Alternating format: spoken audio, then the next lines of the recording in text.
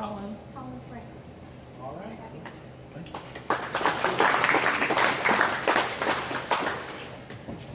Well, I may not fill the entire allotted time for speaking. I don't think anyone will have a problem with that. But Susie had invited me to speak and said maybe it would just be a good opportunity to kind of introduce myself to the community, considering that I'm new here in Edina and will be working with probably a lot of you in one way or another. So I'll just kind of give you the biographical sketch. A few of the parishioners will have heard it already, but that's fine.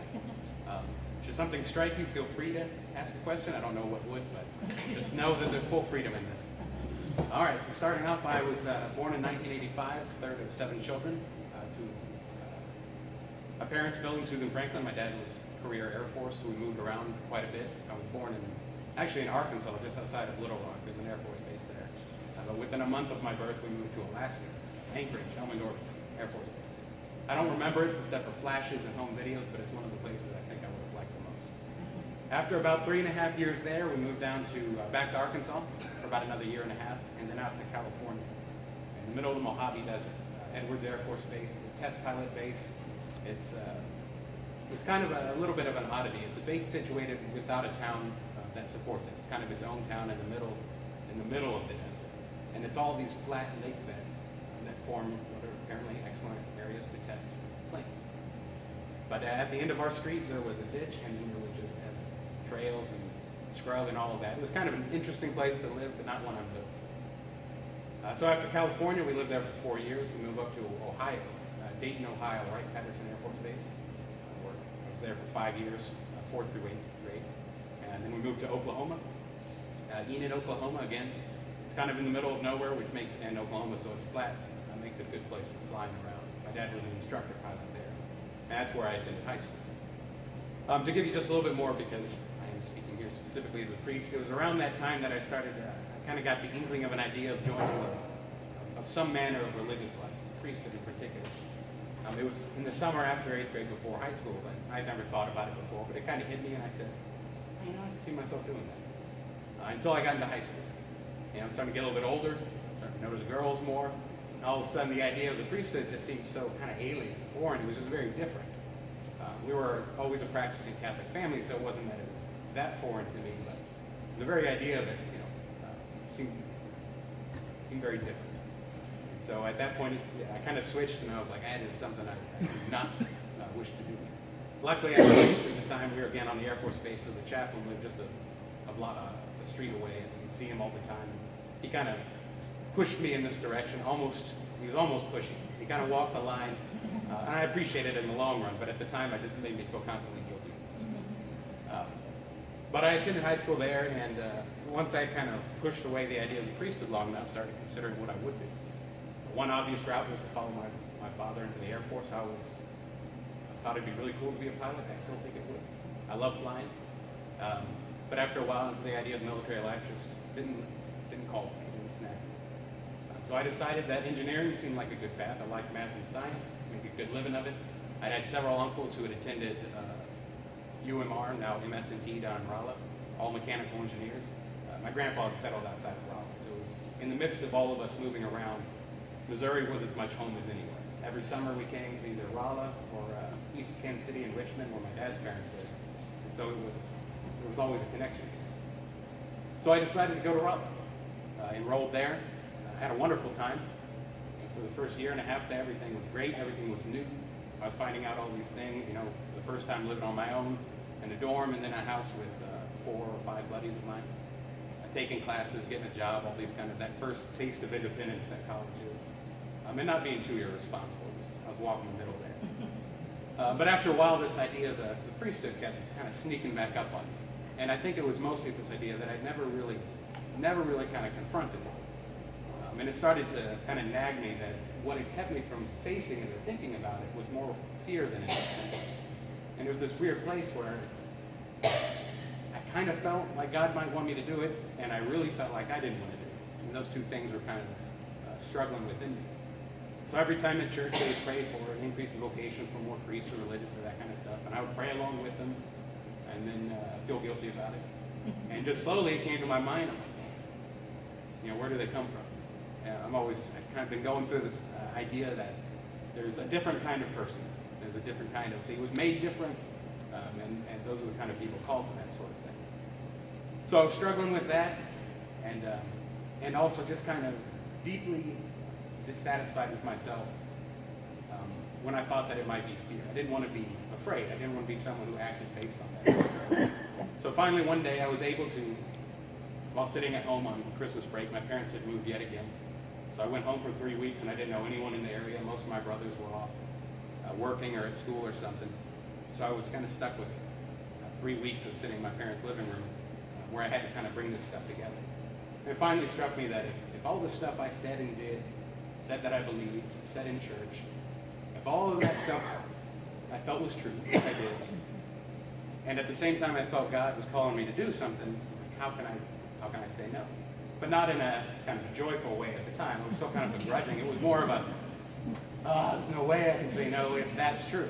So I was in a weird spot there. I'd been kind of wrestling with it through college. And so the day before I went back to college, I was sitting in the living room talking with my folks. Actually, my dad was reading, my mom was knitting. And I was trying to work up the courage to tell them that I was thinking about going to the priesthood. And not because I thought they would be upset. I knew they'd be happy with it. But because until then, it had never been spoken. I could deny it. And I could plausibly deny it. No one would know that I had had this fight. But eventually I worked up my courage.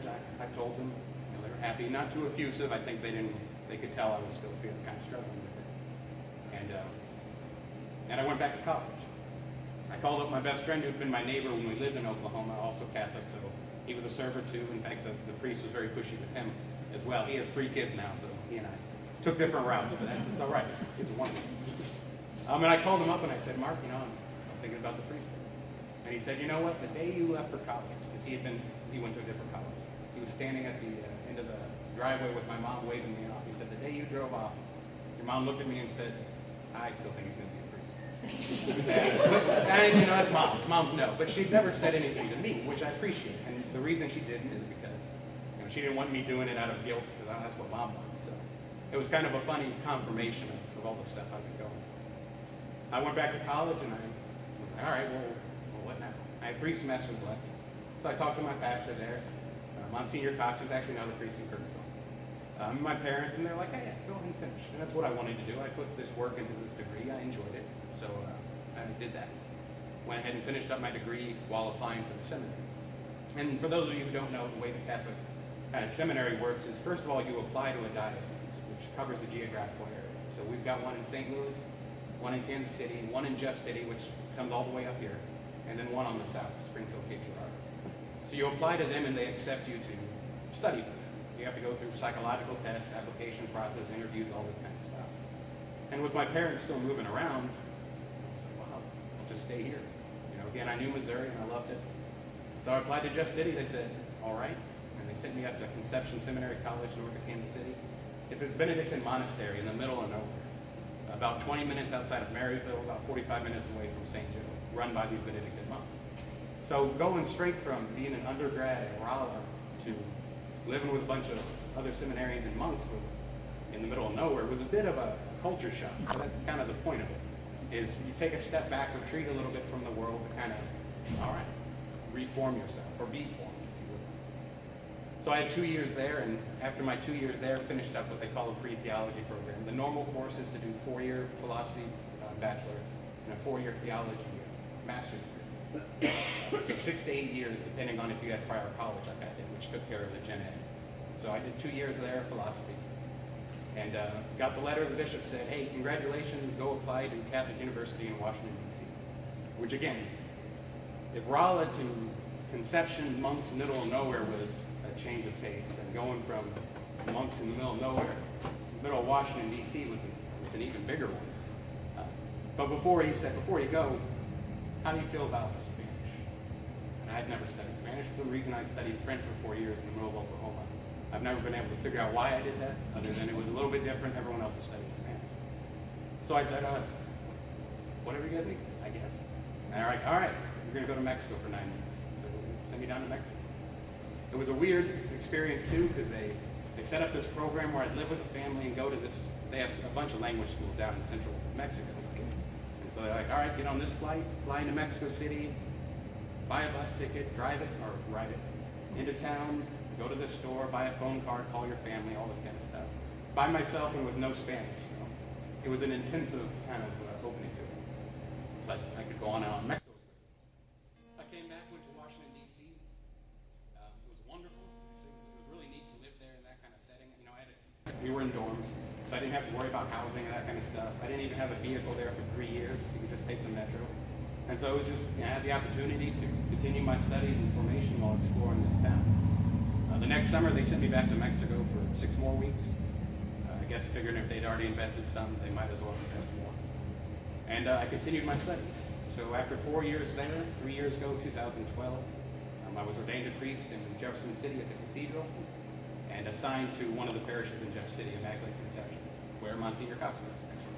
He and I have a long history together, which is great. It makes it easy to work. After 1 year there, they transferred me to St. Peter, which is 2 miles away, right by the Capitol. If you've ever been in Jeff City, it's the church right by the Capitol.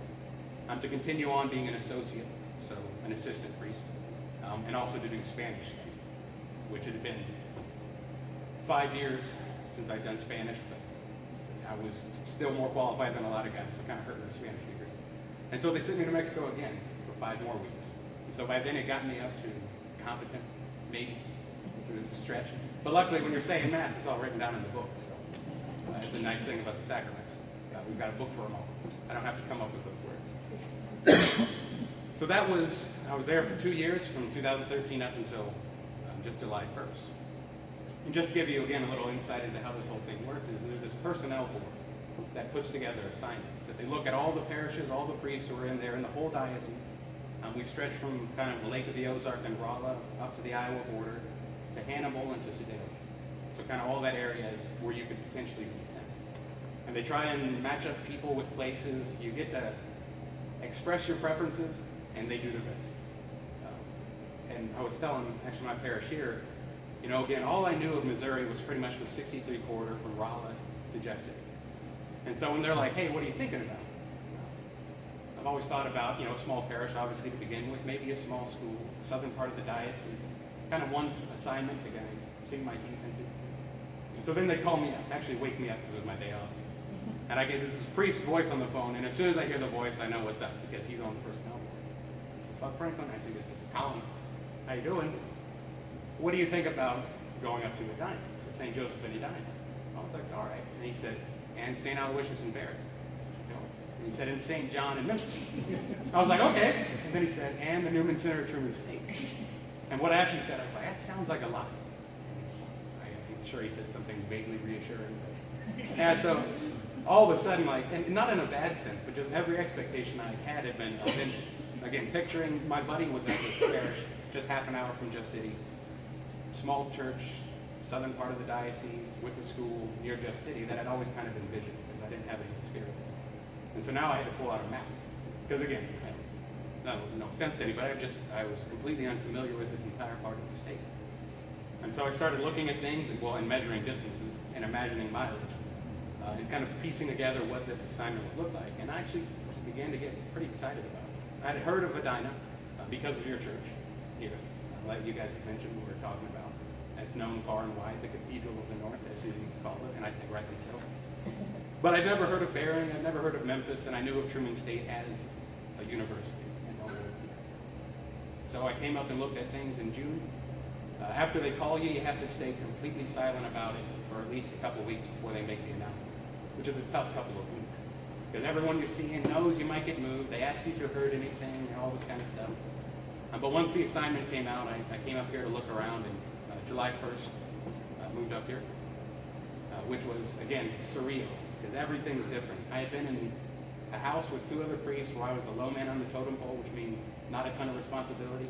I was just kind of learning the ropes, getting to start practicing ministry, and the kind of child-sized administrative tasks. And then all of a sudden, I'm, in a place with, there's a door into the office, and on the back of it are all the keys kind of that the assignment covers. And so it's just carpeted. And there's St. Joseph, there's the rectory, there's the church, there's the parish center, there's the convent, there's St. Aloysius. There were more keys piled on the table for St. John in Memphis. The keys for Kirksville weren't even there. Luckily, there's a director over there. So I was kind of coming to grips with this. But as I found out almost immediately, the community immediately. Anything I needed, didn't know, had to figure out how to do, there was someone there who knew, someone who was willing to come over, give up their time, and really make it a very smooth landing. And since then, it's all been wonderful. Some of the administrative tasks are still new to me and not the ones I would have chosen. It's not the ones you imagine while going through seminary, but they're real and they're necessary. But other than that, I found the people to be wonderful, the place here to be great, community, very welcoming. And yeah, so it puts me here 1 month in. So I appreciate the invitation, Susan, the ability and the time to introduce myself. Apologize, I went into more detail than I expected, but we ended up giving our vocation story a lot, so I kind of just fell into the rut of that. So you guys got all the details. I figured the more background you know, the better sense you'll have. So, thank you for the time here, for the opportunity. And were there any questions? I like it. That's really nice. Oh, thank you, Susie. Appreciate it. She's one of my favorite parishioners. There's actually some stuff. Yes, that was the more exhaustive form. So. All right. I think that covers it by way of introduction. Appreciate that.